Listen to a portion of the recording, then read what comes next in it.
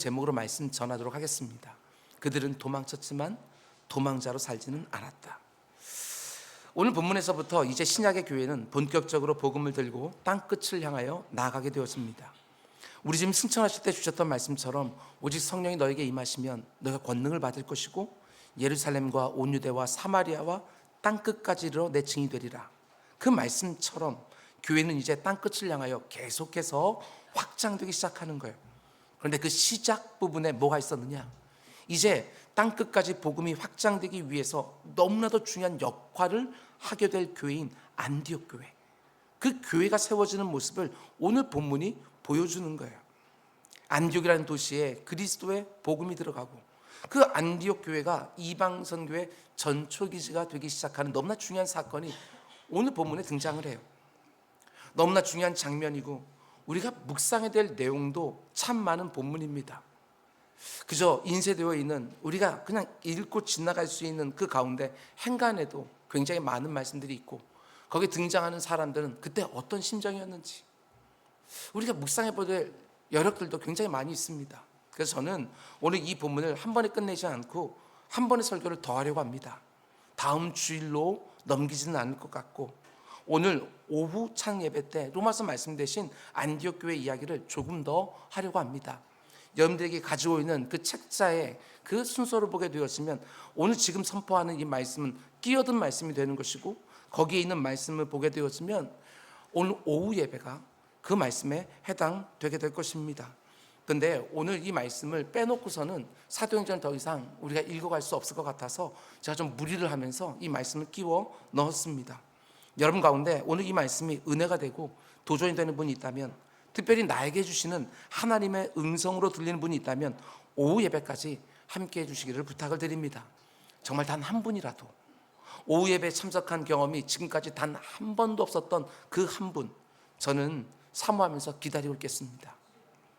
오늘 우리가 첫 번째로 생각해 보려고 하는 것은 안디옥 교회가 이 땅에 세워지는 배경에 관한 것입니다. 안디옥 교회가 어떤 배경 가운데 속에 세워지게 되었느냐, 복음이 땅끝까지 확장되어지는 이 중대한 일 가운데 너무나 중요하게 쓰임받는 안디옥 교회는 어떻게 시작이 되느냐, 그리고 안디옥 교회는 누가 세웠고 어떤 사람들이 그 안에 있었는가, 이런 부분을 오늘 살펴볼 거예요. 지금 사도행전을 기록하고 있는 누가라는 사람은 안디옥 교회가 세워질 당시의 배경에 대해서 이렇게 말합니다. 19절, 그때 스데반 일로 일어난 환난으로 말미암아 흩어진 자들이, 사도행전 8장에 나오는 스데반 집사의 순교를 시작해서 예루살렘 교회에 대한 박해가 본격적으로 시작이 되었습니다. 노골적으로 박해와 핍박이 시작이 되어져요. 그리고 위협과 위험을 느낀 예루살렘 교회 성도들이 자기의 고향을 떠나 사방으로 흩어지기 시작한 거예요. 이번에 말씀 묵상하면서 처음 들었던 묵상이 있었어요. 제가 원고를 작성하고 밑줄을 치면서 다시 한번 확인하고 수정할 때도 제가 묵상하지 못했는데 오늘 새벽에 이 부분이 자꾸 느껴지는 거예요. 이들이 예루살렘을 떠날 때 어떤 마음이었을까? 마음이 참 힘들지 않았을까? 왜냐, 얼마 전에 스데반 집사가 예수 그리스도의 믿음을 버리지 않으려고 돌에 맞아 죽었어요. 순교했어요. 그것도 그 가운데 얼마든지 믿음을 버리기만 하면 그 자리에서 벗어날 수 있었지만 그 가운데 자신을 사랑하는 예수 그리스도, 그분 한 분 꽉 붙들고 마치 천사의 얼굴하고 돌에 맞아 죽었거든요. 많은 성도들이 그 모습을 보았어요. 그 모습을 보면서 그 순교가 얼마나 귀한지 분명히 알았을 것이고, 믿음을 끝까지 지킨다는 것이 우리가 어떤 의미인지 그 성도들은 분명히 알았을 거예요. 그런데 그 가운데 속에 위험과 위협을 느끼면서 그 가운데 예루살렘을 떠나 목숨 하나 건지기 위해서 도망가는 그들의 심정은 어땠을까? 마치 내가 예수 그리스도를 버린 것처럼, 내가 지금 현실과 타협한 것처럼 그 가운데 속에 얼마나 마음 가운데 고민이 있었고 아픔이 있었을까? 그런 느낌이 들어져요. 우리하고 똑같아요. 은혜를 받아요. 그리고 하나님이 살아계신 것도 알고 그분이 내 인생을 지켜주고 보호해주고 인도해주는 거 다 알아요. 그런데 눈앞에 어떤 현실적인 문제가 딱 튀어나오게 되면 그 가운데 내 마음이 요동치면서 그 가운데 믿음을 타협하는 경우들이 얼마나 많은지, 그런 마음의 그 안타까운 마음이 이들에게는 얼마나 심했을까? 지금 예수 그리스도를 버리고 도망갔던 그 제자들의 그 마음이 지금 예루살렘 교회, 이 지금 흩어지고 있는 그 성도들의 심령 가운데도 고스란히 담겨 있지 않을까, 그런 생각이 드는 거예요. 그 복잡한 마음을 가지고 그들이 예루살렘을 떠나서 각처로 흩어지기 시작하는데, 그 흩어진 성도들을 통하여 어떤 일이 벌어지는가, 그게 오늘 본문에서 보여주는 거예요. 지금까지 복음이 확장되는 일에 쓰임받았던 사람들은 예수 그리스도의 제자들이었던 사도들과 교회의 필요 때문에 성령으로 충만하고 사람들에게 이 신망을 받던 소수의 집사들이었어요. 사도들과 집사들. 근데 이제부터 누구를 통하여 복음이 확장되기 시작합니까? 성경에 이름도 나오지 않는 무명의 성도들, 그것도 목숨 하나 지키기 위하여 사방으로 뿔뿔이 흩어진 그 성도들, 도망자, 피난자와 같은 그들을 통해서 복음이 확장되기 시작하는 거예요. 하나님의 방법이 너무너무 놀랍다, 이런 생각을 하게 되어져요. 스데반 집사의 순교를 통하여 위협을 느낀 그 무명의 성도들을 통하여 예루살렘에서 일어난 그 극심한 환난 때문에 여기저기로 흩어진 그 무명의 성도들을 통해서 어쩌면 그들은 우리가 예수 그리스도를 믿고 이렇게 신실하게 신앙생활하고 있고 성도의 교제 가운데 교회를 세워가고 있는데 왜 우리에게 이런 고난이 일어나나, 이렇게 생각할지는 모르겠지만 그 이면에 하나님의 놀라운 역사, 그들을 통하여 복음이 확장되기 시작하는, 예수 그리스도의 복음이 정말 급격하게 그들을 통하여, 평신도들을 통하여, 도망자들을 통하여 이루어지기 시작하는 거예요. 자기들 안에 생긴 예수 그리스도 신앙 때문에 모든 것을 다 버리고 황급히 도망쳐야 했던 그 무명의 성도들이 가는 곳마다 복음이 전해지고 이곳저곳에 교회들이 생겨지고 그 가운데 예수 그리스도를 향한 예배들이 드려지기 시작을 하고 하나님께 영광을 돌리고, 그런데 그 교회들 가운데 하나가 앞으로 세계 선교를 위해 너무나 귀하게 쓰임받게 될 안디옥 교회이지요. 여러분, 내 인생을 너무 속단하지 마십시오. 우리 인생의 이면에 있는 하나님의 놀라운 역사가 지금 어떤 일을 이루어가고 있는지 모르는 거예요. 자기 아들의 생명가부를 건져놓고 우리 힘으로 사람을 던져놓는 것이 아니라, 우리가 계획한 대로 그냥 살라고 내버려두는 것이 아니라 그 이면에 역사하는 하나님의 그 손길, 오늘 본문에서 우리는 정확하게 보게 되어져요. 안디옥 교회 개척 멤버들은 전문적인 선교사들이 아니에요. 제대로 된 훈련을 받은 그런 사람들도 아니에요. 그저 핍박을 피해서 도망치고 이곳저곳에서 흩어진 그 무명의 성도들에 의하여 이 귀한 교회가 지금 세워지고 있어요. 너무나 위대한 교회를 세웠음에도 불구하고 사도행전 그 어디에도 그들의 이름은 등장하지 않습니다. 그들은 정말 철저하게 무명의 성도들이고, 그것도 단지 예루살렘에 일어난 극한 환난 때문에 그 복잡한 심정을 가지고 도망쳐 나온 사람들에 지나지 않아요. 무슨 대단한 소명을 받았다는 기록도 나오지 않습니다. 그런데 이들이 도망친 곳에서 어떻게 사느냐, 저는 이렇게 한마디로 정의했습니다. 그들은 도망쳤지만 도망자로 살지 않았다. 그들은 도망쳤지만 도망자의 삶을 살지는 않았다. 겉으로 보면 도망자들이 틀림없지만 그들은 하나님께 너무나 영광스럽게 쓰임받는 그분의 일꾼, 그분의 도구가 되었어요. 그 흩어진 곳에서, 그 도망친 곳에서 예수 그리스도의 복음을 전하고 살아내는 그분의 일꾼, 그분의 요긴한 도구로서 살았다는 것입니다. 이들의 모습이 얼마나 도전이 되는지 모릅니다. 한번 생각해 보십시오. 이들이 왜 모든 것을 다 잃었어요? 왜 이런 도망자의 삶을 살게 됐냐고요? 우리하고 똑같아요. 이들에게도 직장이 있었을 거예요. 이들에게도 사업장이 있었을 거예요. 어릴 때부터 익숙한 고향이 있었고 동네가 있어요. 그리고 무수한 관계와 친분이 있어요. 거기에다가 이들의 자녀들이 다니고는 회당들도 그곳에 있었을 것이고. 근데 중요한 것은 도대체 무엇 때문에 이렇게 극한 환난을 받게 되었고, 모든 것을 순식간 다 잃어버리고 다 버리고 하루아침에 다 떠나서 이곳저곳을 떠나다니는 그런 도망자 신세가 되었느냐? 무엇 때문에? 예수 그리스도를 믿는 그 믿음 딱 하나 때문에. 그들은 도망자 신세가 되었어. 온 가정이 기약 없이, 사랑하는 자녀들의 미래도 어찌 될지도 모르게, 그렇게 그들은 도망자 신세가 되었어요. 그렇다면 생각해 보십시오. 도대체 어떻게 해야 이들이 다시 예루살렘으로 돌아갈 수 있을까? 그럼 어떻게 해야 그 잃었던 것을 다시 되찾을 수 있을까? 너무너무 간단해요. 예수 그리스도를 믿는 믿음, 그거 하나만 딱 포기하면 모든 것들을 다 원래대로 되돌려 놓을 수 있어요. 우리의 믿음이라는 게 보이는 것도 아니고, 그저 나 예수 그리스도 이제 더 이상 안 믿기로 했다, 그 한마디만 하면 되는데, 그리고 숨어서 신앙생활 하면 되는데, 그거 딱 하나 때문에 지금 계속해서 도망자 신세를 하고 있는 이들의 모습 한번 생각해 보셔요. 이렇게 간단한 방법이 있는데도 불구하고 그들은 스스로 결단하고 스스로 선택을 한 것입니다. 예수 그리스도를 향한 그들의 믿음을 지키기 위하여 스스로 도망자의 삶을 선택한 것이고 결정한 거예요. 정말 모든 것을 다 버렸습니다. 다. 주 예수보다 더 귀한 것은 없네. 우리가 그 찬양을 할 때 그 가사가 얼마나 묵직한지 그걸 좀 아셔야 돼요. 그분 한 분을 딱 얻기 위하여 모든 것을 다 버린 사람들. 어떻습니까? 이들의 모습 앞에서 내 모습은 어떻게 보이십니까? 부끄럽지요. 아주 조그만 희생과 손해 앞에서도, 조그만 감정의 요동 앞에서도 내 믿음이 순간순간 흔들리는 것을 보면 너무너무 부끄러운 거예요. 그런데 그렇게 환난을 인하여 흩어진 성도들이 그 도망간 자리에서 어떻게 하느냐?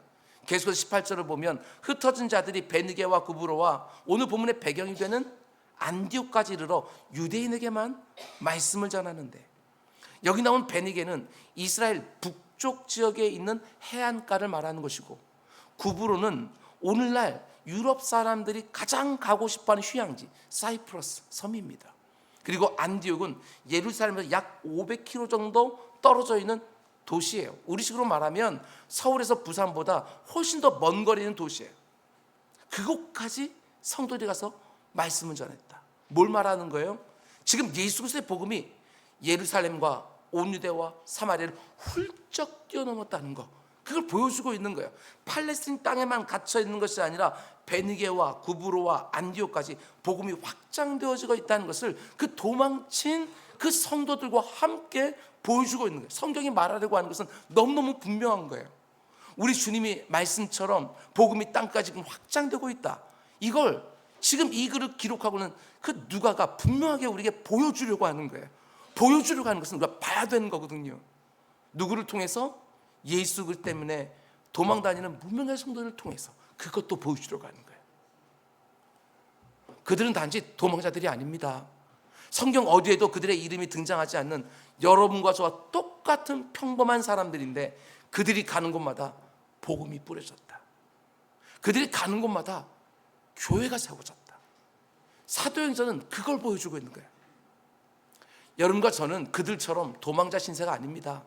여러분과 저는 우리가 고백하는 믿음 때문에 극심한 핍박과 고난을 받는 사람들도 아닙니다.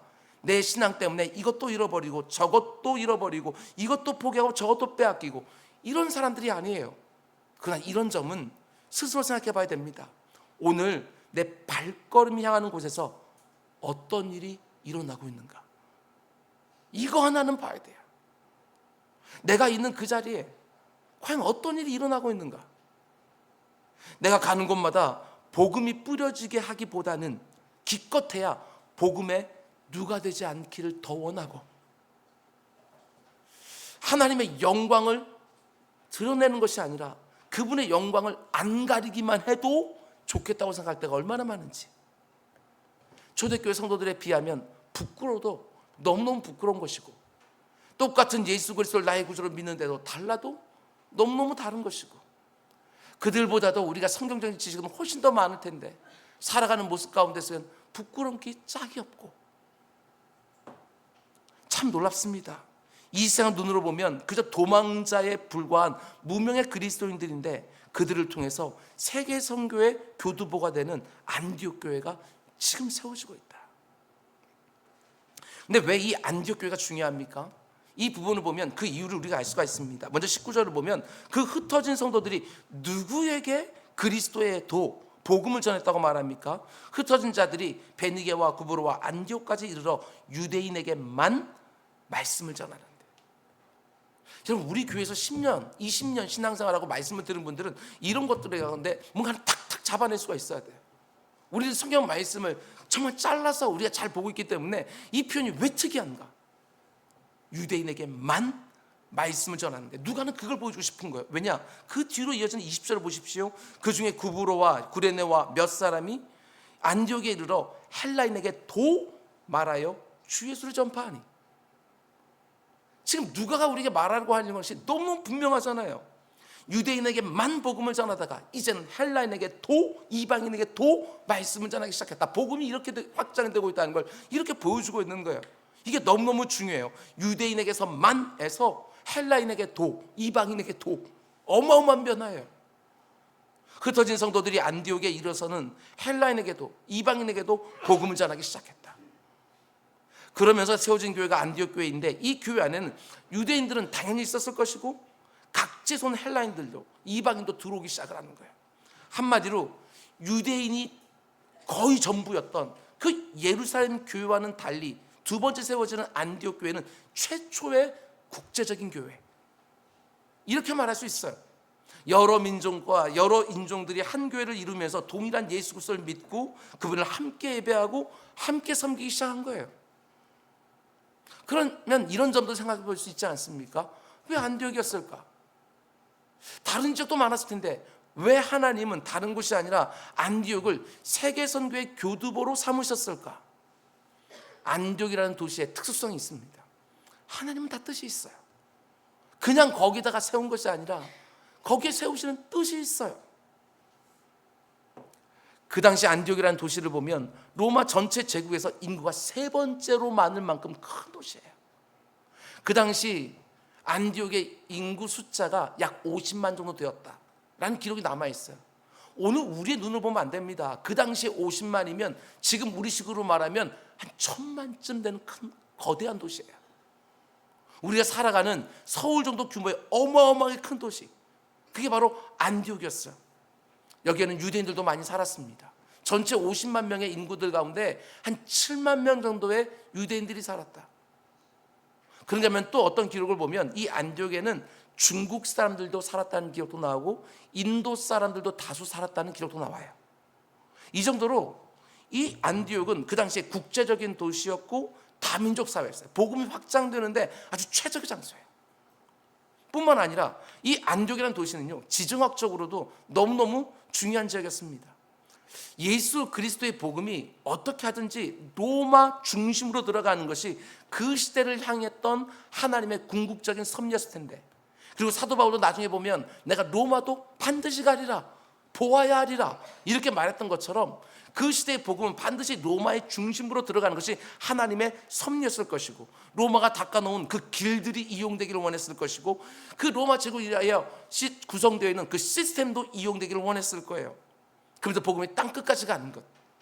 그런데 복음이 로마로 가기 전에 먼저 거쳐야 할 중요한 요충지가 바로 이 안디옥이었다는 것입니다. 여러분, 그 당시 로마가 지배하고 있는 그 세상에서 가장 큰 도시가 세 개가 있었어요. 하나는요, 아프리카에 있는 알렉산드리아, 그리고 로마 이탈리아에 있는 수도 로마라는 도시가 있고요. 그리고 하나가 어디냐? 바로 이 안디옥이에요. 이게 3대 큰 도시예요. 그런데 이 안디옥이라는 도시가요, 예루살렘에서 가장 가까운 도시예요. 알렉산드리아는 아프리카 위쪽에 있는 것이고, 로마도 바다 건너가서 저 이탈리아까지 가야 돼요. 근데 예루살렘 가장 가까운 가장 큰 도시가 안디옥. 하나님의 아주 치밀한 계획이 이 안에 들어있어요. 뿐만 아니라 이 안디옥은요, 선교 전략적으로도 아주 중요한 도시였습니다. 이 안디옥이 지금 어디냐면 터키, 튀르키예에 있는 도시거든요. 그런데 터키라는 지역이 굉장히 여러분 의미심장하지 않습니까? 지정학적으로도 선교적으로 굉장히 놀라운 지역이에요. 왜냐하면 이 위로 가게 되었으면 유럽 대륙이 있고요, 그리고 이 밑으로 내려가게 되면 아프리카 대륙이 있어요. 그리고 옆으로는 아시아의 끝에 터키가 붙어 있거든요. 그러니까 아시아와 유럽과 아프리카, 안디옥을 거치지 않고는 대륙들이 서로 연결되지가 않는 거예요. 그래서 터키 군대가 그렇게 강하지 않습니까? 이유가 있어요. 유럽에서 나라가 확장되기 시작하게 되어지면 아시아로 가기 위해서 이 터키를 공격하게 되어지고, 아시아 쪽에서 나라들이 흥하기 시작하게 되어지면 유럽을 가기 위해서 터키로 먼저 가거든요. 그러니까 침략이 너무 많으니까 이 터키 사람들이 전쟁에 이골이 난 사람들, 아주 용맹한 군대를 가지고 있어요. 그만큼 중요한 지역이었다는 사실이에요. 그런 면에서 보게 되어지면 이제 땅끝으로 복음이 계속해서 전해져야 되는데, 세계 선교를 위한 가장 좋은 지역이 이 안디옥이었다. 그래서 하나님은 거기에다가 예루살렘 교회 다음에 안디옥 교회를 지금 세우고 계시는 거예요. 기가 막히지요. 그런데 이렇게 50만 명이 넘는 수많은 사람들이 살고 있고, 국제적인 도시의 다민족 사회이고 전 세계로 통하는 로마 땅끝으로 통하는 그 로마로 가는 길목에 있고, 지정학적으로 각 대륙들을 다 연결해주는 선교 전략적으로 너무나 중요한 그 안디옥 교회가, 이게 놀라운 거예요. 지금 어떤 사람들에 의하여 세워지고 있다고요? 무명의 성도들, 그것도 박해를 피해서 이것저것 떠돌아다니는 그 도망자들에 의하여 이렇게 중요한 안디옥 교회가 세워지고 있어요. 난민들, 이민자들에 의해서. 여러분과 저에게 주는 메시지가 너무너무 분명합니다. 복음을 전하는 것은 어떤 특정한 사람들에게만 주어진 사명이 절대로 아니다. 내가 돈을 벌기 위해서 가는 직장, 내가 사업을 위해서 만나는 사람들, 거기에서 나에게 주어진 사명이 있는 거예요. 내 사랑 구주를 그 자리, 그 사람에게 전하는 사명이 나에게 주어져 있는 것이지요. 내가 밟는 모든 땅에서 그리스도의 복음이 증거되고 아버지 하나님 영광이 선포되어야 할 줄로 알고, 복음 증거자로 그곳에 일하고 섬기고 살아가는 우리 모두가 다 될 수 있기를 주님의 이름으로 축원을 드립니다. 이제 두 번째로 이런 점 생각해 보시기 바랍니다.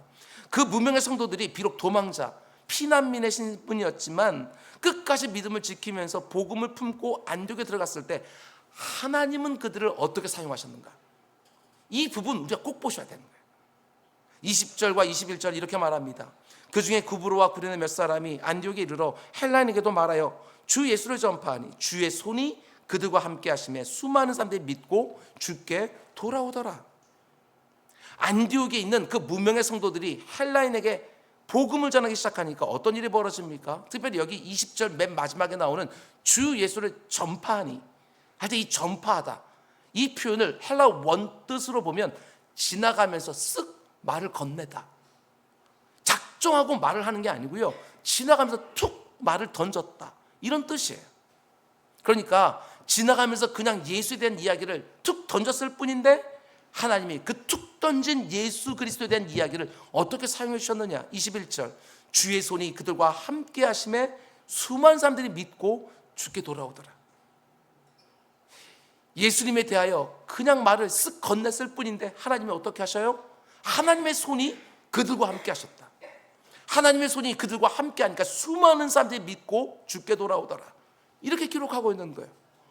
우리가 수요일마다 여기 앞에 나아가서 그저 차를 돌리고 휴지를 나눠주고, 그런다고 해서 누가 전도가 되냐, 누가 복음을 받아듣고 예수를 믿게 되어지느냐, 이렇게 혹 생각하는 사람들인지 모르겠지만 하나님의 손이 함께 하시면 그 차 한잔 나누는 것도, 그 휴지 하나 나누는 것들도 하나님이 역사하지 않겠나. 그 가운데 정해진 구원하기로 하나님이 작정하신 영혼들 가운데 어떤 마음의 변동이 생기지 않을까. 우리 이런 사모함을 가지고 나아가는 거예요. 저는 이런 생각이 들었습니다. 하나님이 그들과 그들이 하는 일을 정말 기뻐하셨구나. 대단한 사람들도 아니고 그저 이곳저곳 도망다니다가 안디옥에 복음을 가지고 들어갔는데, 그곳에서 하나님이 원하시는 이방인 전도를 시작하니까 예수 이야기만 하면 그 천하보다 귀한 그 영혼들이요, 계속해서 교회 안으로 밀려 들어오는 거예요. 그들이 상상하지도 못했던 영혼의 열매들이 계속해서 맺히기 시작하는 거예요. 그러니까 어떻게 이 복음 증거의 놀라운 역사가 일어날 수 있었느냐? 하나님의 손이 그들과 함께 하셨다. 성경은 분명히 말하고 있는 거예요. 지금 헬라인의 마음을 누가 바꿔놓고 있습니까? 그 무명의 성도들, 그 떠돌이 도망자 유대인들이 아니라는 것입니다. 만약 대단한 사람, 베드로나 요한이나 그 사도들이 와서 모든 것을 막 증거하면서 주님께 배웠던 그 모든 말씀 막 증거하게 되었으면 저들이 탁월해서 우리는 이렇게 말하기가 쉬워요. 교회 안에서 사역할 때도 누군가 어떤 일들을 하게 되었지만 저 사람이 탁월해서 하고 하나님을 바라보지 않고 그 사람을 바라볼 때가 많지만 아주 완벽한 장치들이 오늘 보면 나오잖아요. 무명의 성도들, 떠돌이들, 제대로 배우지도 못한 사람들, 그들을 통해서 쓱 던지기만 해도, 아니 그들은 뭔가 자세히 설명할 수 있는 그런 실력도 없었을지 몰라요. 쓱 던지는데 사람들이 돌아와요. 영혼들이 살아요. 기가 막힌 말씀들을 지금 하고 있는 거예요. 여러분, 어떻게 사람이 사람의 마음을 변화시켜요? 사람이 사람의 마음을 사망에서 생명에 이르게 하는 마음으로 바꿔낼 수 있냐고요? 우리가 그런 실력이 있냐고요? 아니, 어떻게 사람이 가지고 있는 논리가 아무리 좋다 할지라도 지옥불로 가고 있는 그 영혼을 끄집어내서 영원한 생명으로 그 발걸음을 돌이키게 할 수 있겠냐고요? 사람에게 달린 일이 아니에요. 오직 하나님의 손이 그 영혼 위에 임해야만 그 마음과 그 영혼과 그 중심이 진정한 변화를 경험하게 되어지는 것이지요. 주의 손이 그들과 함께 하심에 수많은 사람들이 믿고 주께 돌아오더라. 그들의 능력, 그들의 방법, 그들의 전략이 아니라는 것입니다. 그런 것들과는 전혀 상관없이 하나님의 손이 그 모든 일을 직접 이뤄내고 계시는 거예요. 사람의 마음은 오직 하나님이 움직이신다. 아무리 완고한 마음도 하나님은 마음대로 움직이신다. 그래서 잠언의 지혜자는 이렇게 말합니다. 제가 굉장히 좋아하는 말씀이기도 해요. 혹시 여러분들 가운데 속에 누군가의 마음 가운데 속에 예수 그리스도의 복음을 증거하고 싶기를 원하고 그들에게 신앙생활이 뭔지 교회생활이 뭔지 가르쳐주려고 하지만 그 마음문이 열리지 않아서 힘들어하는 분들 계십니까? 저도 마찬가지예요. 여러분들의 마음 가운데 속에 정말 복음을 심고 싶고 여러분들 가운데 속에 정말 예수 그리스도에 대한 그 믿음이 분명하게 서기를 원하고 구원의 확신 갖기를 원하고 신앙생활과 여러분의 일상 가운데 속에 변화가 있기를 원하고 그런데 그게 어떻게 저 같은 목회자의 마음대로 되겠냐고요. 그런데 지혜자는 이렇게 말합니다. 잠언 21장 1절 왕의 마음이 여호와의 손에 있음이 마치 본물과 같아서 그가 임의로 인도하시니라. 하나님이 자신의 마음대로 사람들의 마음을 움직이시느니라. 여러분 절대 권력을 가지고 있는 왕의 마음만큼 움직이기 어려운 곳이 없어요. 자기가 원할 때는 쉽게 얼마든지 움직여지지만 그렇지 않을 때는 그 누구도 움직일 수 없는 것이 바로 왕의 마음이에요. 그래서 잠언의 지혜자는 이렇게 말합니다. 그런 왕의 마음이라도 마치 본물처럼 보에 담긴 물처럼 하나님의 손에 의하여 움직인다. 여러분 물을 가둬놓는 작은 댐과 같은 것을 보라고 말하는데 그 안에 담긴 물을 가리켜 본물이라고 말하는 거예요. 근데 그 물은 어떤 물이냐? 필요할 때는 볼을 열어서 물을 끌어다 쓰고 필요 없으면 다시 닫아서 물을 담궈놓고 한마디로 내 마음대로 내가 원하는 대로 움직일 수 있는 물이 바로 보의 물, 본물이에요. 마찬가지입니다. 아무리 움직이기 어려운 왕의 마음이라도 하나님의 손 안에 있는 보의 물과 같기 때문에 하나님이 원하시기만 하면 가둘 수도 있고 흘려보낼 수도 있고 하나님이 원하시기만 하면 절대 권력인 왕의 마음도 주관하고 움직이고 인도하고 바꿔내고 사람의 힘으로는 절대 움직일 수 없는 그 절대 권력을 가진 왕의 마음이라도 하나님이 원하시기만 하면 언제든지 뒤집고 언제든지 바꿔내서 그분 마음대로 움직일 수 있다고. 내 마음은 말할 것도 없고 내가 사랑하는 사람들의 마음 움직이는 것 하나 움직이는 거 너무너무 어렵지 않아요? 그러나 그들의 마음이 움직이는 것도 하나님의 손이 그 위에 임하시면 내 자신이 얼마나 능하냐 능하지 못하냐 이게 문제가 아니라는 거예요. 사람의 마음을 바꿔내는 능력은 오직 어디서 오느냐? 아무리 완고한 왕의 마음도 마치 보의 물과 같아서 마음대로 휘저으시는 하나님께로부터 온다. 성경은 그렇게 말하고 있는 거예요. 그리고 하나님의 그 능력은 자신의 손에 사용되고 있는 그 교회와 성도들에게 주어진다. 이렇게 말하고 있는 것이지요. 그렇기 때문에 여러분과 제가 아무리 미약하고 우리 교회가 아무리 연약하게 보인다 할지라도 아니 이 땅의 교회들이 좋은 시절은 다 보내고 정말 어려운 시기에 있다고 해도 아무 문제 없는 거예요. 하나님의 손에 붙들리기만 하면 얼마든지 그분의 영광스러운 일에 요긴하게 쓰임받을 수 있으니까 우리의 능력의 근원이 우리에게 있지 않고 오직 하나님의 손에 달려있다는 것 저는 이게요 개인적으로 얼마나 다행이고 얼마나 위로가 되는지 모르겠어요. 지금 이 목회 현장이 그리고 너에게 맡겨진 그 가정이라는 것이 내 손에 달려있다고 하면 그거 어떻게 하겠어요. 그런데 하나님의 손에 달려있다고 하는 거 이게 얼마나 다행이고 얼마나 위로가 되고 소망이 되는가. 그분의 손이 함께하기만 하면 우리와 같이 정말 평범한 사람도 놀라운 일에 쓰임받을 수 있다. 무명의 성도들 통하여 안디옥교회를 세우시고 수많은 교회가 생겨나는데 쓰임받았던 것처럼 우리가 하나님의 손에 꽉 붙들려 쓰임받기만 하면 우리가 상상하지도 못했던 그 열매들을 거두는 인생, 가정, 자녀, 교회, 사업장이 될 수 있다. 제발 좀 내가 얼마나 능한가 능하지 못한가 그것만 따지고 있지 말라고요. 너무나 많은 성도들이 늘 자기 자신만 봐요. 내 자신의 어떠한 면만 사로잡혀요. 내가 가진 능력, 내가 가진 자원 여기에만 꽉 억눌려서 하나님의 그 위대한 일에 부르심을 받고 있음에도 불구하고 주저하는 것이 아니라 아니 내가 하는 거 아니라면서요. 하나님이 다 하는 것이라면서요. 그런데 우리는 늘 내 자신을 보고 내 자신의 어떠한만 따지고 있을 때가 얼마나 많은지 하나님의 손이 임하기만 하면 얼마든지 네가 상상하지 못했던 일들도 일어난다. 우리가 믿음을 촉구하는 거예요. 우리가 믿는 하나님은 누구든지 다 쓸 수 있다는 거 여러분 그 단순한 믿음 여러분 우리가 분명히 품어야 됩니다. 내가 어떻게 그런 일을 할 수 있나? 내 사랑하는 자녀들 이렇게 연약하게 짝이 없는데, 내 눈엔 지금 못마땅해 죽겠는데 어떻게 그런 사람이 될 수 있냐? 어떻게 그런 일을 할 수 있겠나? 이렇게 늘 의심하고 있는 우리를 향하여 그분은 말씀하십니다. 내 사랑은 아무개야, 내 손을 믿어라. 너를 통해 일어나는 일들을 네가 분명히 보게 될 텐데, 내 손이 네 위에 임하기만 하면, 네가 사랑하는 그 자녀를 위해 임하기만 하면, 네가 꿈에도 생각하지 못하는 그 일이 너를 통하여, 네 자녀를 통하여 이루어지게 될 것이다. 여러분, 사모하셔야 돼요. 그저 도망자처에 불과한 그 무명한 성도들 통하여 안디옥의 복음을 전하게 되어지고, 그리고 교회를 세우게 하신 그분의 역사를 보면서 이런 사모함이 담긴 기도를 드릴 수 있어야 되는 거예요. 하나님, 나도 좀 사용해 주십시오.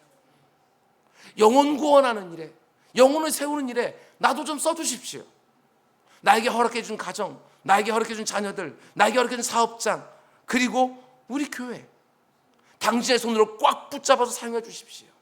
이런 기도가 나와야 내가 그분을 정말 믿는 것이고, 그분의 권능의 손을 진짜 믿는다는 거, 그 증거가 되지 않겠냐고요. 여러분, 우리들 가운데 속에 하나님의 손이 임하실 때 어떤 일이 벌어지는지 그 소망을 품게 되는 역사가 있기를 주님으로 축원드립니다. 그리고 이제 이어지는 본문을 보면 바나바가 안디옥 교회로 파송되는 모습도 보여져요. 예수 그리스도의 복음이 안디옥에 있는 유대인과 헬라인들에게 전해지고 수많은 사람들이 지금 교회 안으로 몰려들고 있다라고 하는 그 소식을 예루살렘에 있는 장로들이 들은 거예요. 그리고 예루살렘 교회가 어떻게 하느냐, 22절, 예루살렘 교회가 이 사람들의 소문을 듣고 바나바를 안디옥까지 보냈다, 파송해 주는 거예요. 예루살렘 교회가 지금 막 부흥하고 있는 안디옥 교회에 바나바라고 하는 너무나 귀한 믿음의 사람을 목회자로 파송해 줘요. 그들을 돕기 위해서. 그런데 그게 파송된 바나바가 안디옥에 가서 전하는 메시지가 무엇입니까? 23절, 그가 이르러 하나님의 은혜를 보고 기뻐하여 모든 사람에게 굳건한 마음으로 주와 함께 머물러 있으라 권하니. 그가 이르러 하나님의 은혜를 보고 기뻐했다. 바나바가 안디옥 교회에 들어가자마자 처음 본 것이 뭐냐? 하나님의 은혜가 교회 안에 충만한 거예요. 그러니까 너무너무 기쁜 것이죠. 여러분, 이걸 추상적으로 생각하면 안 돼요. 여러분, 한번 묵상해봐요. 그것도 행간을. 바나바가, 장로들이 바나바 집사를 불러서 말하는 거예요. 저기 한번 가보라고. 안디옥에 지금 무슨 일이 벌어지고 있고, 교회에 있고 많은 사람들이 예수 그리스도 이름으로 지금 거기서 신앙생활하고 있다고 한번 가보라고. 그래서 이 바나바가 어떻게 생각했어요? 맨 처음에 이방 땅에 세워진 교회이고 이방인들이 주축이 된 교회예요. 그럼 이 바나바가 저들이 과연 제대로 신앙생활을 하고 있을까? 제대로 된 복음을 알기나 할까? 정말 반신반의하며 내려가지 않았겠어요? 그런데 그들을 보자마자 마음이 확 하고 열리는 거예요. 하나님의 은혜가 교회 안에 가득한 것을 보고, 아, 비록 이방 땅에 세워진 교회이지만 내가 있는 예루살렘 교회에서 내가 경험했던 그 하나님의 은혜가 여기도 똑같이 있구나. 그걸 보니까 바나바가 너무너무 기쁜 거예요. 그것도 이방 땅에서, 그것도 이방인들을 통하여. 얼마나 기뻤을까? 그런데 그렇게 기뻐하면서 그 교회 안에 있는 성도들을 쭉 바라보며 뭐라고 권면합니까? 그 자리에 있는 모든 사람에게 굳건한 마음으로 주와 함께 머물러 있으라 권면했다. 사실 앞뒤가 맞질 않아요. 그렇게 하나님의 은혜가 가득한 것을 보면서 마음 가운데 기쁨과 감격이 있다고 한다면 그 가운데 속에 하나님께 영광을 돌리는 세레모니가 있고 찬송이 있어야 될 것 같은데, 오히려 강한 권면을 해요. 굳건한 마음으로 주와 함께 머물러 있으라. 바나바 이 말이 어떻게 들리세요? 제가 목회자로 여러분을 섬기고 있어서 그런지 바나바의 이 권면이 너무 생생하게 와닿습니다. 아, 바나바가 한 이 권면은 그때 그 자리에 있는 성도들에게 너무너무 필요한 권면이었겠구나. 생각해 보십시오. 이제 교회가 막 세워지고 있는 상황이에요. 예루살렘 교회 다음으로 세워진 공식적인 교회예요. 거기에 이방 땅에 세워진 교회이고 교회를 구성하는 성도들도 이방들이 대부분이에요. 이제 갓 태어난 성도들이 교회를 이루고 있어요. 그것도 이방 땅에, 그것도 이방인들이 주축이 되어서 결코 쉽지 않았을 거예요. 그들은 지금까지 하나님에 대해서, 그의 아들 예수 그리스도에 대해서, 그리고 성령 하나님에 대해서 단 한 번도 들어본 적이 없는 이방인들이에요. 구약적인 배경이 없어요. 그런 사람들의 무명의 성도들이 복음을 전했거든요. 근데 여호와의 손이 그 위에 임해서 그들이 교회 안에 들어오긴 했지만 이들이 아는 게 어디 있어요? 아는 게 아무것도 없는 거예요. 유대 땅 베들레헴에서 예수 그리스도가 태어났다. 그분은 유대인들이 그렇게 갈망하던 메시아다. 비록 유대인들이 그를 알아보지 못하고 십자가에 달아 죽였지만 그분은 3일 만에 부활하셔서 우리의 구주가 되셨다. 누구든지 이 예수 그리스도를 믿기만 하면 구원을 얻게 된다. 영원한 생명을 얻게 된다. 그 생경한 복음을 알고 아는 것만이 아니라 믿는다는 게 얼마나 어려운 일이었겠어요. 용어 하나하나 그들이 낯설었을 거예요. 그래서 지금 바나바가 굳건한 마음으로 일단 주님 떠나지 마라, 주님 곁에 머물러 있어라, 그들 권면하고 있는 것이 아닐까. 저는 이런 상상을 해보았습니다. 내가 바나바였으면 어땠을까? 그때 그 자리에 있는 안디옥 교회 성도들을 내가 지금 바라보고 있다고 한다면 어떤 마음이 들었을까? 그들을 보면서 마음 한쪽은 정말 기쁘고 감격스러웠을 거예요. 내가 받은 하나님의 은혜와 똑같은 은혜를 그들이 누리고 있는 모습을 보면서 너무너무 기쁘고 감사했을 거예요. 제가 선교지 가서 느끼는 것처럼 똑같은 성령으로 마음이 통하고 있을 테니까. 근데 한편으로는 마음이 좀 짠한 마음도 듣지 않았을까? 그들이 받은 복음 때문에 하늘의 모든 신령한 복으로 날마다 채워지는 것은 너무나도 감격스럽겠지만 현실이 있잖아요. 실제적인 삶의 영역에서 그들이 감당해야만 되는 너무나 치열한 영적 전투가 있잖아요. 아니, 그들이 로마 제국의 핍박과 박해를 받지 않는다 할지라도 그 가운데 그들의 문화권에서 그들은 배척될 거예요. 그 다신교 그 가운데 속에서 오직 유일한 하나님을 섬기고 그분의 아들 메시아를 섬기는 그들, 얼마나 그 다음에 부대낌이 있었을까. 여러분 가운데 속에서도 첫 번째로 그 가정에서 예수 믿은 사람들, 가족의 반대에도 불구하고 예수 믿은 사람들, 아니 우리 부모 세대를 보게 되었지만 그 가운데 얼마나 시련과 핍박과 박해가 많았을지, 처음 예수 믿는 사람들, 그들의 그 삶들이 이 바나바의 눈에도 예견되어지고 제 눈에도 보이는데, 예루살렘 교회 성도들이 이미 경험했잖아요. 근데 그들도 똑같이, 안디옥 성도들 똑같이 예수 그리스도 때문에 당할 고난을 생각하니까 마음 한쪽으로는 정말 찡한 것이지. 그때의 상황을 한번 상상해 보십시오. 그림을 그리는 것처럼 바나바가 예루살렘 교회에서 안디옥으로 파송되어 왔어요. 그래서 안디옥 성도들이 모인 곳에 도착을 했는데 그 안에 사람들이 잔뜩 모여 있는 거예요. 낯선 곳에서 낯선 사람들과 처음 만나서 그들을 바라보는데 한편으로는 하나님의 은혜가 너무너무 감사해서 주체할 수 없는 기쁨과 감격이 있어요. 근데 또 한편은 그들이 앞으로 감당해야 될 일들이 생각나서 마음이 정말 어려워지는 거예요. 바나바가 그들 앞에 딱 왔을 때 분명히 안디옥 교회 성도들 중에 한 사람이 딱 일어나서 얘기하지 않았겠어요? 이분을 환영해 주십시오. 지금 예루살렘 교회가 우리를 생각해서 너무나도 귀한 분을 우리의 목사님으로 보내주셨습니다. 다 나와서 그분을 환영해 주십시오. 박수를 막 쳤을 거예요. 그리고 바나바는 그 앞에 딱 서서 그 가운데 속에 처음으로 입술을 열어서 말을 건네는데 너무너무 사랑하는 마음과 감사한 마음은 들지만 동시에 예루살렘 교회 성도들이 겪었던 고난이 생각나서 똑같이 그들도 겪게 될 것이 생각나서 그 애절한 마음을 가지고 그 성도들에게 말하는 거예요. 여러분, 굳건한 마음으로 주와 함께 머물러 있으십시오. 꼭 그렇게 해주십시오. 느껴지죠, 그 마음? 제가 지금까지 목회하면서 참 여러 번 이런 마음이 뭔지를 경험했어요. 이제 막 예수를 믿고 너무나도 기뻐하며 감격해하는 그분들을 볼 때 저에게도 두 마음이 있어요. 너무너무 감사하다. 저분이 예수를 영접하고 저렇게 기뻐하고 감격스러워하는 모습 보면서 목사로서 너무너무 마음 가운데 감격이 있어요. 근데 동시에 이제 그 믿음을 가지고 살아간다는 것, 하나님을 대적하는 이 세상의 가치와 질서 속에서 말씀대로 살아간다는 것, 그 때때로 그분에게 얼마나 큰 결단과 그 헌신이 요구된 삶인지를 제가 알기 때문에 저 역시 이 말로 권면하고 싶어요. 굳건한 마음으로 주와 함께 머물러 있으십시오. 주님께만 탁 붙어 계십시오. 어떤 일이 벌어지든. 신앙생활과 교회생활하면서 때로는 내게 주신 말씀 때문에 너무나 큰 기쁨과 평안을 누리기도 하지만 동시에 그 말씀 때문에 참아야 되고 견뎌야 되고 이겨내고 버텨야 되는 일이 또 얼마나 많은지. 기도 생활하면서 한 번씩 하나님께서 내가 기도한 것보다 더 좋은 것을 응답으로 주실 때에 얼마나 기쁜지 그 감격을 터뜨리기도 하지만 하나님이 한 번씩 어떤 이유인지 몰라도 작정하시고 침묵하는 것처럼 느껴질 때 그 답답한 마음, 그 의구심, 그것도 믿음으로 이겨내야 되고. 저는 그런 분들에게 바나바와 같은 마음으로 권면하고 싶어요. 굳건한 마음으로 주와 함께 머물러 있으라. 바나바는 안디옥 교회 성도들에게 굳건한 마음으로 주와 함께 머물러 있으라고 권면하는데 사실 두 개 권면이잖아요. 하나는 굳건한 마음, 견고한 마음을 가져라. 또 하나는 주와 함께 머물러 있어라. 주님께 딱 붙어 있으라. 두 개 권면이에요. 이 두 가지 권면 마음에 꼭 새겨놓으시기 바랍니다. 마음을 굳게 하는 것, 그리고 주님께 딱 붙어 있는 것. 이 두 가지가 반드시 우리에게 있어야만 우리는 이 땅에서 믿음으로 말씀을 살 수 있어요. 요즘 내 마음이 어떠세요? 부족한 것은 너무너무 많은데 좀처럼 채워지지 않고 있습니까? 약해지는 건강 때문에 마음은 참 힘들기도 하고, 사랑하는 자녀들에게 있는 이런저런 문제들 때문에 불안하기도 하고, 화가 나기도 하고, 걱정되기도 하고.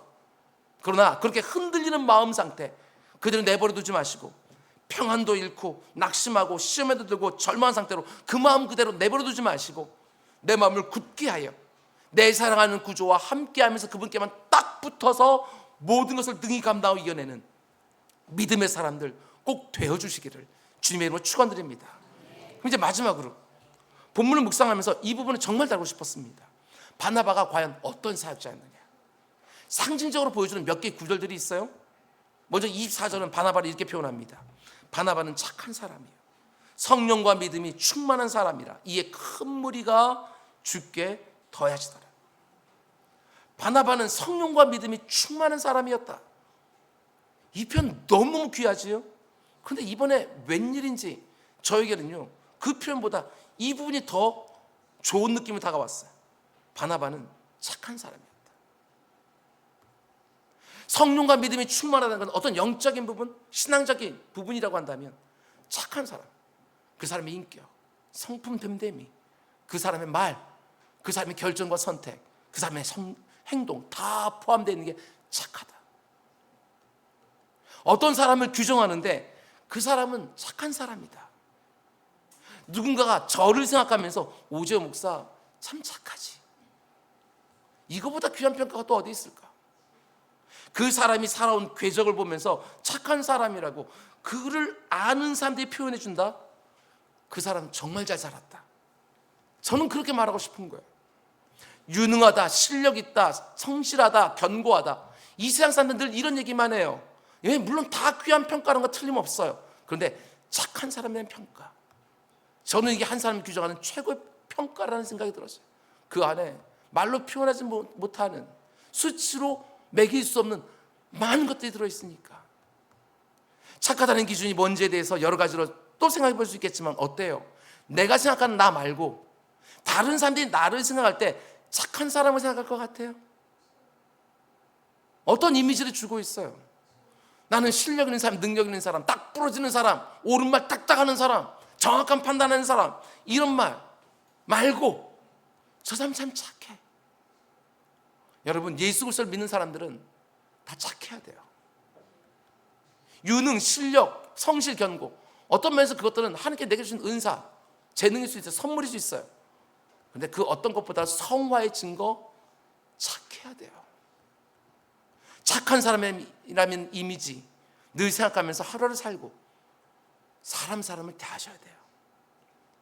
그런데 바나바가 착한 사람이고 성령과 믿음에 충만한 사람이니까 안디옥 교회에 어떤 일이 벌어졌다고 말합니까? 24절 마지막 부분을 보면 이에 큰 무리가 주께 더하여지더라. 우리는 큰 무리가 주께 더하여지더라. 그 결과만 보지만 그 앞에 있는 나오는 말, 바나바는 착한 사람이라, 성령과 그리고 그 가운데 속에 하나님 주시는 그 믿음에 충만한 사람이었다. 여러분, 그분을 자꾸 놓쳐버릴 때가 얼마나 많은지. 착한 목사, 착한 장로, 착한 권사, 착한 집사, 거기에 성령과 믿음이 충만하기를 너무나도 원하는 사람들이 모여있는 그 교회, 그런 교회에 큰 무리가 몰려오는 건 너무너무 당연한 거 아닌가? 그런데 큰 무리의 사람들이 교회 안으로 더해지기 시작하니까 바나바가 어떻게 해요? 저는 이 부분에 정말 많은 도전을 받았거든요. 이런 목회자가 진짜 목사지, 도전이 되더라고요. 25절과 26절, 바나바가 사울을 찾으러 다소에 가서 만남에 안디옥에 데리고 와서 둘이 교회에 1년간 모여있어 큰 무리를 가르쳤고 제자들이 안디옥에서 비로소 그리스도인이라 일컬음을 받게 되었더라.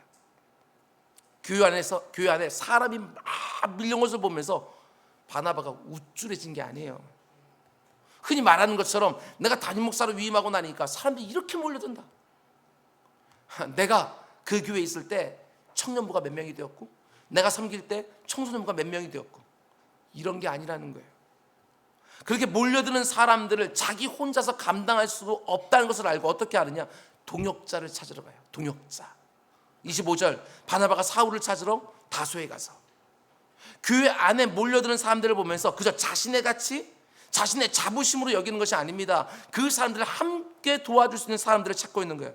특별히 바나바가 사울을 찾으러 다소에 갔다 할 때 그 찾다라는 그 헬라 원어를 보게 되어지면 이런 뜻이에요. 찾아서 헤매다, 찾으려고 헤매다. 그러니까 사울이 어디 있는 줄 알고 찾아간 게 아니에요. 어디에 사는지 어디에 있는지 전혀 모르는 상태로 사울의 고향이라고 알고 있는 다소로 찾아간 거예요. 그리고 찾아가서 여기저기 수소문해서 사울을 찾아서 지금 안디옥으로 데려오는 거예요. 저는 이 대목을 보면서 이런 생각이 들었습니다. 바나바라는 목회자 너무너무 귀하고 사실 부럽다. 참 뛰어난 통찰력 가지고 있구나. 바나바에게 있었던 영적 통찰력, 그게 뭐겠어요?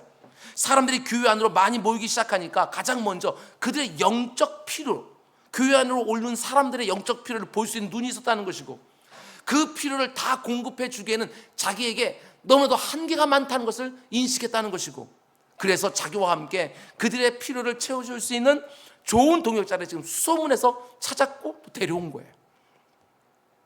목회 현장에서 지금 뭐가 정말 필요한지를 볼 수 있는 눈, 얼마나 중요해요. 동시에 그 필요를 누가 공급해 줄 수 있는지 분명히 아는 거 얼마나 중요해요. 문제를 정확하게 볼 수 있는 분석력과 그리고 그 문제를 해결할 수 있는 방법까지 바나바에게 있었던 것이지요. 담임 목사님 저를 위해서 여러분 기도해 주셔야 돼요. 그리고 이 교회 리더십을 위해서 반드시 기도해 주셔야 돼요. 그래야 우리 모두가 함께 하나님의 역사를 이 안에서 볼 수 있어요. 그런데 저는 이런 점도 생각해 보았습니다. 왜 사울을 생각했을까? 바나바가 누군가 동역자가 필요하다고 생각했어요. 그러면 다른 사람 생각날 수 있잖아요. 지금 예루살렘 교회도 분명히 왔고 예루살렘 교회를 섬기고 있었으니까 그 가운데 얼마나 많은 동역자들이 있었겠어요. 탁월한 사람들 굉장히 많았을 거예요. 그러면 베드로 선생님 모시고 올까? 아니면 요한 선생님 모시고 올까? 아니면 그 가운데 있었던 다른 집사를 내가 모시고 올까? 얼마든지 많은 사람들이 있잖아요. 그런데 왜 하필 사울이라는 사람을 생각했을까? 바나바와 사울은요 사실요 8년 전에 잠깐 만나서 교제했어요. 8년 전에. 근데 갑자기 사울을 떠올리고 있어요. 저는 이렇게 묵상을 했습니다. 바나바가 이렇게 생각했겠구나. 그때 예루살렘에서 만나서 교제했던 사울이라는 사람, 그 사람이 우리 교회 적임자구나. 우리 교회는 여러 민족, 여러 인종이 함께 어우러져 있는 이방인들이 주축이 된 교회인데 주님이 친히 이렇게 말씀하셨잖아. 이 사람은 내가 이방인들을 위하여 택한 나의 그릇이라고. 예수님의 그 말씀이 생각나지 않았을까? 바나바는 주저하지 않았을 거예요. 그 사람을 나에게 8년 전에 만나게 하신 데는 하나님의 이런 뜻이 담겨 있구나. 놀랍지 않아요? 저는 설교자로서 성경 연구한 한 사람으로서 성경의 이런 모습 보면 막 소름이 돋아요. 어떻게 이렇게 맞아떨어질 수가 있지? 아니 성령이 이렇게 모든 일을 기가 막히게 연결시키고 있구나. 왜 예루살렘 교회에 사울이 받아들여질 때 제가 말씀드린 것처럼 하나님 바나바라는 사람을 사용하시거든요. 왜 바나바를 사용하셨을까? 그때 사울이 교회 안으로 받아들여질 때 바로 이 안디옥 교회를 먼저 염두에 두셨구나. 바나바와 사울이 8년 전에 그래서 만난 것이 아닐까. 하나님은 모든 사람들의 마음을 움직이시는 분이시라서 안디옥 교회의 부흥을 보면서 예루살렘 교회들이 바나바를 보내도록 그들의 성령으로 그들을 주관하시고, 그리고 그 가운데 사람들만 몰려오는 것을 보면서 이 바나바로 하여금 사울을 떠올리게 하시고, 그것을 누가는 성령에 감동되어서 사도행전에 기록하고 있고. 여러분 성경을 보면서 이런 것들이 얼마나 기가 막힌지 그냥 쓱쓱 읽어가는 것이 아니고 이런 것들을 알아야지만 그 말씀 가운데 담겨져 있는 하나님이 얼마나 기가 막힌 분이신지, 그 가운데 쓰임받고 있는 사람들이 얼마나 영적으로 민감했던 사람들인지 우리 그것들을 보게 되었는 거예요. 여러분 그러나 바나바를 더욱 빛나게 하는 것은 이런 영적 통찰력만이 아닙니다. 바나바가 사울을 자신의 동역자로 데리고 왔는데 저는 이게 너무나 놀라웠어요. 왜냐? 여러분 바나바보다요 사울이 훨씬 더 탁월한 사람이에요. 이게 가능할 것 같아요? 자기보다 더 탁월한 사람을 지금 자기가 목회하고 있는 교회로 데려온 거예요. 은퇴하면서 데려온 것도 아닙니다. 동역하자고 데려왔어요. 부교육자 되는 것이 아닙니다. 공동 목회하자고, 함께 저들을 섬기자고 데려왔어요. 자기보다 더 탁월한 사람을. 우리 그렇게 안 해요. 지금까지 안디옥 교회는 바나바 한 사람으로서 만족했고 충분했어요. 모든 사람들이 바나바를 좋아했고 그의 지도력과 그의 말씀 가운데 만족하고 있고 많이 지금 교회가 부흥하고 있는 거예요. 그런데 지금 자기보다 훨씬 더 걸출한 리더십 하나를 데리고 와요. 그것도 자기 스스로. 동서고금망론하고 이런 사람 없어요. 쉬운 일이 아닙니다. 한 공동체를 대표하는 지도자가 자기보다 더 탁월한 누군가를 스스로 데려와서 함께 동역을 한다? 결코 쉬운 일이 아니에요. 그런데 바나바의 관심은 어디에 있어요? 자신의 필요를 먼저 생각한 사람이 아니었다는 것입니다. 그저 안디옥 교회에서 자신의 위치를 그대로 유지하고 싶어하는 마음도 없고 자기가 사람들에게 받아왔던 그 관심과 사랑을 독차지하는 것에는 조금도 관심이 없어요. 그 대신 바나바의 유일한 관심, 그것은 교회 안에 지금 몰려들어오고 있는 그 성도들의 필요를 채워주는 것. 기가 막히죠. 지금 교회 안에 들어오고 있는 그 성도들의 그 필요를 채워주고 싶어하는 그 마음 하나만 있어요. 자기는 어떻게든 상관없어요. 예수 그리스도의 복음이 전해지고 그 일을 통해서 하나님 영광 받으시고 그리스도의 몸된 교회가 건강히 세워져 가고 계속해서 많아져가는 그 성도들에게 시급한 영적 필요를 공급되어지고 성도들이 견고하게 세워지는 것, 그런 것들이 무엇보다 더 중요하다고 생각한 거죠.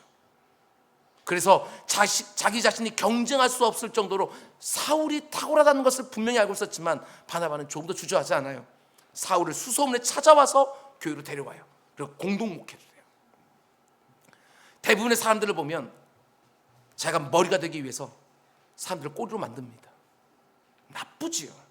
내가 머리가 되기 위해서 다른 사람을 꼬리로 만드는 데 직성이 풀려요. 그리고 나보다 못한 사람을 자기 옆에 두려고 해요. 여러분 다 그러잖아요. 사진 하나를 찍어도요, 잘생긴 사람 내 옆에 앉는 거 싫어해요. 내 옆에 떨어진 사람이 앉아야 내가 빛나니까. 내 주위에는 그런 사람 두고 싶은 거예요. 제가 대학원을 다닐 때 설교학을 가르쳤던 그 노교수 정성우 교수님이 이런 말을 하신 게 기억이 나요. 여러분 거기 다 전도사들이거든요. 교회에서 다 하는 전도사들.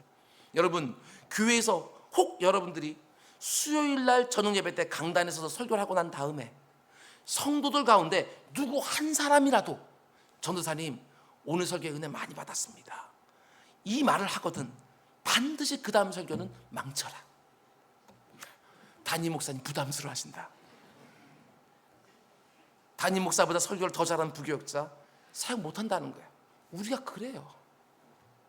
근데 이게 어디 목회자들 사이에서만 일어난 일입니까? 아니요, 여러분들은 더 하더라고요. 제가 보니까 자기보다 괜찮아 보이는 사람 그냥 그걸 못 두고 봅니다. 그래서 사람들을 깎아내리기도 하고 그 사람에게 있는 귀한 것을 별것 아닌 것처럼 무시하기도 하고, 그러면서 내 자신을 자꾸 그 사람 위에 올려놓고 싶은 거예요. 그래서 세상 사람들은 동업이 어렵다 이렇게 말하지만 의외로 교회 안에서 동역도 어려워요. 근데 지금 바나바의 모습을 한번 보십시오. 자기보다 훨씬 더 탁월한 사울을 지금 교회 안으로 데리고 와요. 어떻게 이럴 수 있느냐? 틀림없어요. 바나바는 자기가 인정받느냐 인정받지 못하느냐 하나도 안 중요해요. 지금 교회 안으로 들어온 성도들이 영적 필요가 채워지는 것, 그게 가장 중요하거든. 바나바 이 영성이 안디옥 교회를 그렇게 중요한 교회로 세워가는 거예요. 너무나 안타깝게도 한국 교회가 이 부분에서 얼마나 약한지 몰라요. 대부분은 자기 중심으로 어떤 일이 이루어지길 원해요. 아무리 선한 일도 내 중심으로, 다른 사람들과 마음을 맞춰서 일을 하고 상대방을 언제나 나보다 나은 사람으로 귀대하고 모든 선한 결과에 대해서 오롯이 그 사람에게 공을 돌리고, 이런 일들 정말 우리 못해요. 언제나 내가 대장이 되어야 돼요. 내가 중심에 서야 돼요. 내가 가장 잘하는 사람이 되어야 돼요. 그러다 보니까 어떻게 되어집니까? 열심히 일하다가 혼자 지치고 혼자 불평하고 혼자 원망하다가 결국은 손을 딱 떼버려요. 아닙니다. 그것이 하나님 일을 하는 방법이 아니에요. 뭐가 더 중요한지 생각하십시오. 뭐가 더 중심에 있는지 그걸 생각하십시오. 나는 어떻게 되든지 교회 안에 막 들어온 성도들의 필요가 공급되면 그것은 나는 행복할 줄 알고, 나는 어떻게 되든지 그 누군가가 주님의 제자로 잘 성장해가는 것을 보면 그것으로 충분한 줄 알고, 나는 어떻게 되든지 하나님 영광 받으시면 너무너무 기쁘고 감격스럽고, 여러분과 제가 딱 이렇게 될 수만 있다면 틀림없습니다. 하나님이 큰 무리를 우리 가운데 보내주시는 거예요. 여러분 한 사람 한 사람의 파격적인 낮아짐과 내 자신과 내 꿈과 내 욕망에 대한 관심이 아니라 오직 하나님의 영광, 주님의 몸된 교회의 건강함, 내 옆에 있는 다른 지의 필요가 공급되는 것, 거기다 내 관심을 다 쏟아부으면서 너무나 아름다운 동역이 이루어지고, 그 동역의 경험이 여러분의 가정과 직장과 사업장으로 계속해서 이어지게 되기를 주님의 이름으로 축원드립니다. 기도하겠습니다. 사랑해 주님, 우리가 오늘 또 말씀을 들었습니다.